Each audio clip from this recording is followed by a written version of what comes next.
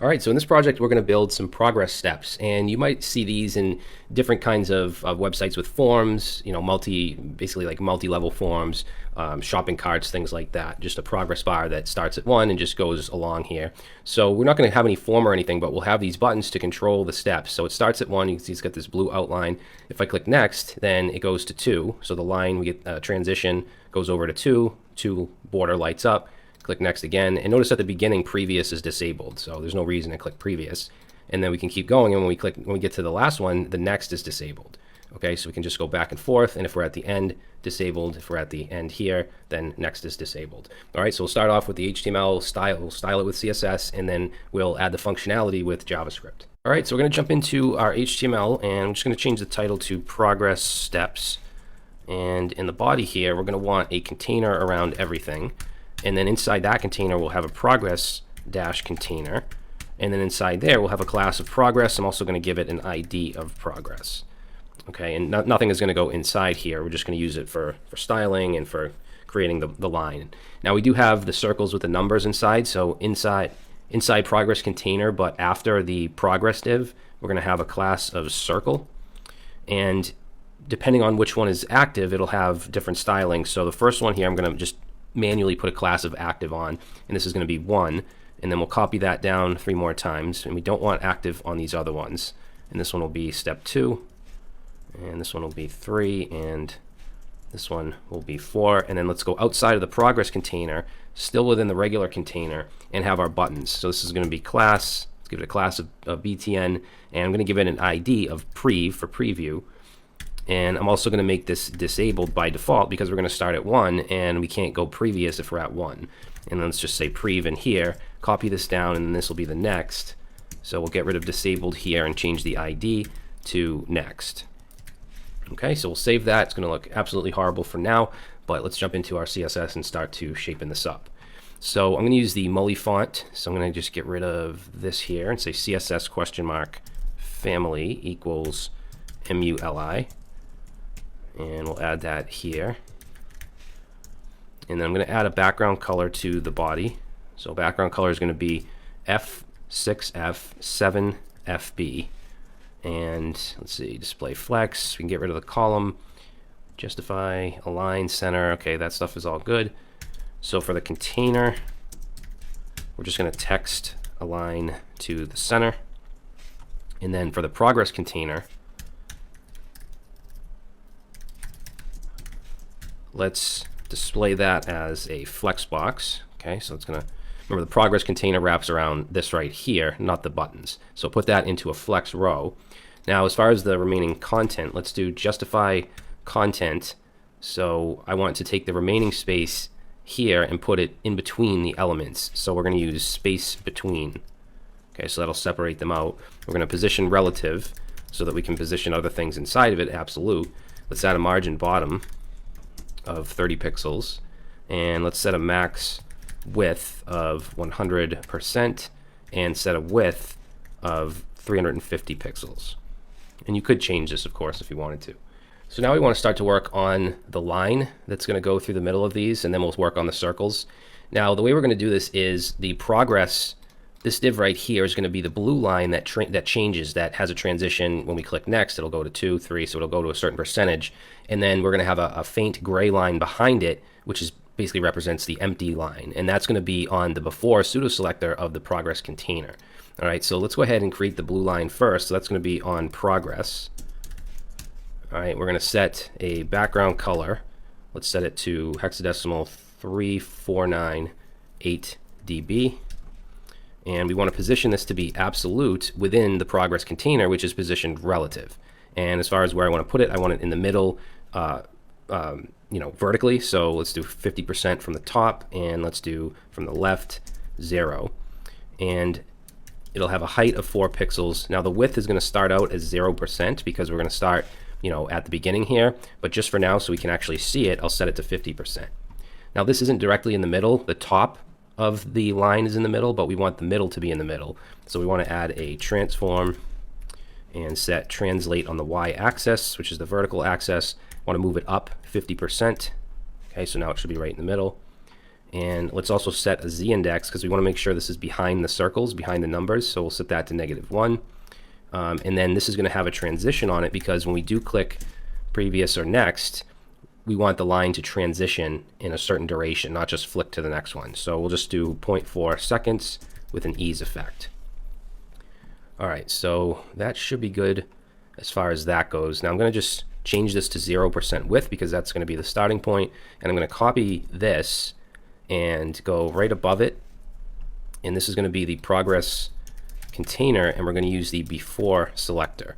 And then this is going to be the faint gray line behind it. So I'm going to use E0 3 times as a background.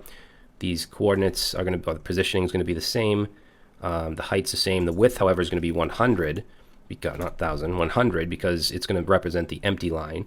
And we don't need a transition because it's not actually going to do anything. It's just the line behind it.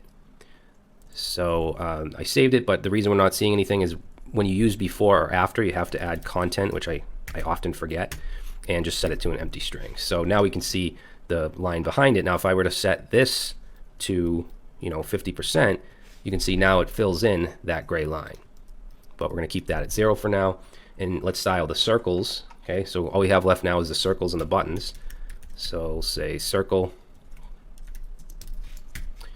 And for this, let's give it a background color of white. And we're going to do a color of 999, so just like a gray color. And let's see, let's do a border radius. Whoops.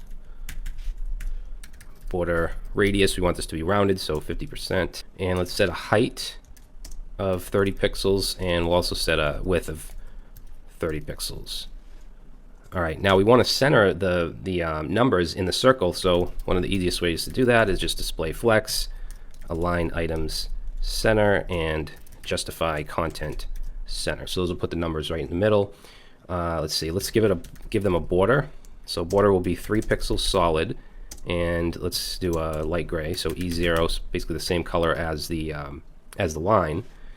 And yeah, I think that should do it. We do want to add a transition. The border is going to change depending on where the blue line is. If it's up to 2, then that border should be 2, and that's going to pertain to the active class, which we'll style in a second. But for the transition, let's do 0.4 seconds ease, and then let's do the active class. So circle, if it has the active class on it, then let's make the border color, and let's set that to 349 8 dB. And that should be the same as, where is it? Right here, 349 8 dB. We could actually use some custom properties here. So to define custom properties, which are basically just variables, we need a scope. So I'm going to put it on the root scope. And let's set we'll say line fill. And we'll set that, actually, it's the line and we'll say line border fill. And let's grab this and put that in there. And then let's say line border empty, and that's going to be that E0. Okay, so now we can just replace this with var dash dash line border empty. And I'm just going to copy that. And then this one here, this is going to be, this is going to be fill, so line border fill. And this one here will be line border empty. That's the border of the circle. And then if it's active, it'll be fill. So that way you can just, if you want to change the colors, you can do that easily up above. All right, so now for the buttons, those are the last thing we want to style. So btn. And this is actually going to have the same background color as the fill, so we'll go ahead and just add that here as well. Okay, and let's set the color to white, and let's remove the button border. Let's set the border radius to 6 pixels and set the cursor to a pointer. Let's set make sure we inherit the font family. So inherit, good. Let's add some padding. So we'll do 8 pixels top and bottom, 30 pixels left and right, and add a little bit of margin, so 5 pixel margin. And that should do it. Actually, let's make the font size 14 pixels. Okay, and then we'll just have a little scaling effect on the active. So like when we click it, so btn:active, and we'll add a transform. We want to scale it down a little. So from 1, we'll go to 0.98. That way when we click, we have, you know, that little effect. This is disabled, remember, the previous, so I can't click that, but that has that little effect. Let's also get rid of the outline. So btn, when it's in its focus state, we want to set the outline to 0 or none. All right, let's make it, if it's disabled, if the button is disabled, we'll make it gray. So let's say button:disabled, because we can target that. And we're going to set the background color to var, and let's use the empty. And I'm also going to set the cursor from a pointer, set it to not allowed. So that way, if it's disabled, we can't, you know, it gives us that not allowed cursor, can't click it. So that does it for the styling. So in the next video, we're going to go ahead and add the JavaScript, so we can click next, have this move to the second one, third one, have it move back with previous, and so on. All right, so I'll see you in the next video. So now we want to start on our JavaScript for this project. So basically we want to be able to click on next and have it move to the next one, click on previous, have it move to the one before it. So let's start off by bringing in what we need. Let's bring in, let's say, progress, and set that equal to document.getElementById, and we have an ID of progress. Okay, we also want to bring in the buttons. So we have prev, set that to prev, and then we have next, set that to next, and then we also want to bring in our circles. So for this, since there's more than one, make sure you put a dot here because it's a class of circle, and since there's more than one, we're going to use query selector all, which will bring them all in as a node list, which is similar to an array. So let's call this circles. All right, so that's all we want to bring in from the DOM. So this here is going to be basically like an index. We're going to call this current active, which is going to represent whichever one is active, which we'll set to 1 by default. And then let's have some event listeners. So on, actually, let's do next first. So we'll take the next button and let's add an event listener onto it. We want to listen for a click, and when it clicks, we're going to run a function, and we want to take that whatever the current active is at the time and increment it by 1. So plus will, you know, if it's set to 1, it'll set it to 2, and so on. And in fact, we'll just go ahead and console log current active. And if we go over here and open up the console, if I click next, it goes to 2, 3, 4, 5, and so on. So let's see, let's get rid of that. We do want to keep it within its boundaries. So let's make sure that if it gets to the end, it doesn't go past 4. So we'll do an if statement here, and let's say if the current active is greater than, and then we can take circles, which we brought in, and it's a node list, so we can treat it like an array. So it has a length property. So we'll say if it's greater than the length meaning the amount of circles, in this case 4, then let's set the current active, let's set that to whatever the length is, which will be, you know, the last one. So we're going to say circles.length. Okay, now if we go and we click next, actually let's do the console log again. So current active, and then next, so 2, 3, 4, and notice it's staying at 4, it's not going to 5. So that's what we want. And then for now we're going to have, obviously we need to, you know, show this in the DOM, but before we do that, I just want to create the previous. So I'm going to copy that, and let's say prev.addEventListener, and we want to take the current active and we want to decrement that by 1. So we'll do minus minus, and then for the check here, we're going to say if the current active is less than 1, then we know we're at the very beginning. So we just want to set current active to 1. Okay, because we don't want it to go under into, you know, 0, negative, and so on. So we have those two event listeners. Now, after we do that, we're going to call a function called update. Oops.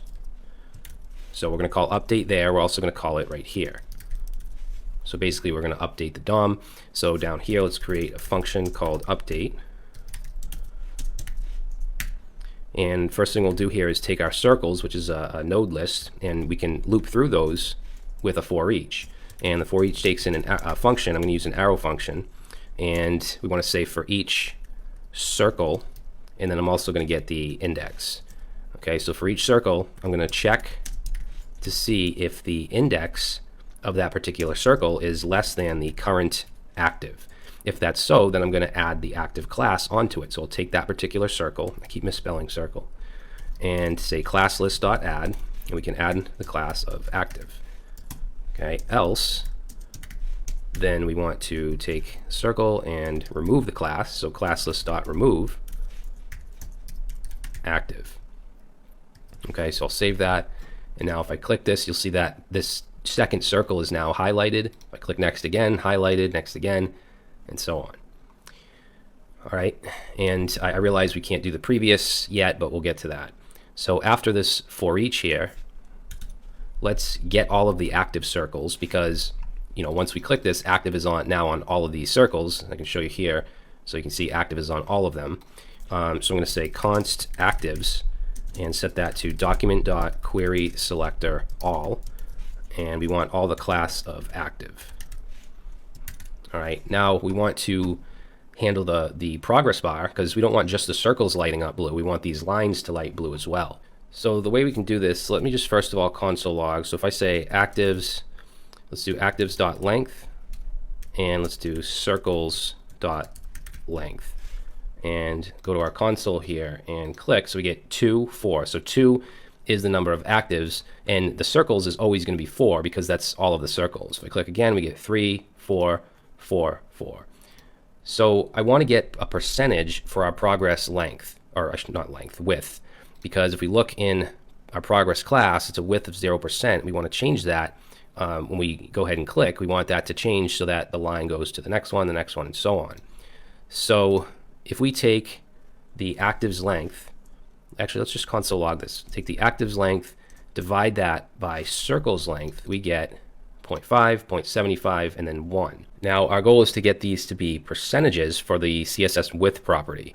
So let's wrap this right here, this whole thing in parentheses, and then let's multiply that by 100, and then that's going to give us 50, 75, 100, which isn't correct because 50 is going to bring it to here, and then it'll go to 75. Actually, we can try this so you can see. So instead of console logging this, let's get rid of the wrapped parentheses here, and we'll keep this wrapped and set the progress dot style, and we want the width property, which is initially 0%, and let's set it to that and see what happens. So if I click next, all right, so we're not seeing the line because what we're doing here is setting the width to 100, but there's no unit. It has to be 100%. So I'm just going to concatenate on with a plus sign a %. So now let's click next, and you can see the blue line fills up, although it's not going to the right place. It's going past the 2, because remember it was 50, 75, 100, which we don't want. We want to change it to be like 33%, 66%. So we can fix that by just taking the circles length and the actives length and subtracting 1 from those, which will give us a lower percentage. So let's do that. And now if I click next, wait a minute, that's not right. We have to wrap this, and we have to wrap this. There we go. So now it goes to 2. So it's the width is around 33%, and then it goes to 3, which is around 66, and then next, and it goes to 4. All right, now obviously we can't go back with the previous, so let's continue on here. And I want to first check, we're just going to do an if statement here and check the current active. So if the current active is equal to 1, so if it's in its first place, we want previous to be disabled. So we can take the previous button and we can simply set disabled, and we can set that to true. It's initially set to true, but we're going to make it we're going to take that off once we click next, but if we go back, we want it to go back to true. So we want to set that, and then let's do an else if. And for this else if, we're going to say if the current, basically we want to see if it's at the end. So if it equals the total length of circles, so circles length, then we know it's at the end. So then we'll disable the next button. So we'll take next and set disabled and set that to true.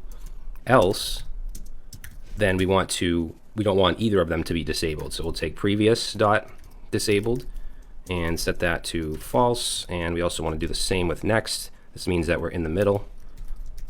So we'll save that, I'll click next, and now previous is available to us. If I click next again and then next again, now I can't click next because we're at the end. If I click previous, goes back, and then goes disabled. Okay, so that's it. And I know obviously this by itself isn't much use to you, but you can at least see how the logic works as far as the progress bar, and you could use this in any kind of steps really, a shopping cart, whatever it might be, a form, some kind of form. So feel free to take this and run with it and create something bigger and better. But that's it. Let's go ahead and move on to the next project.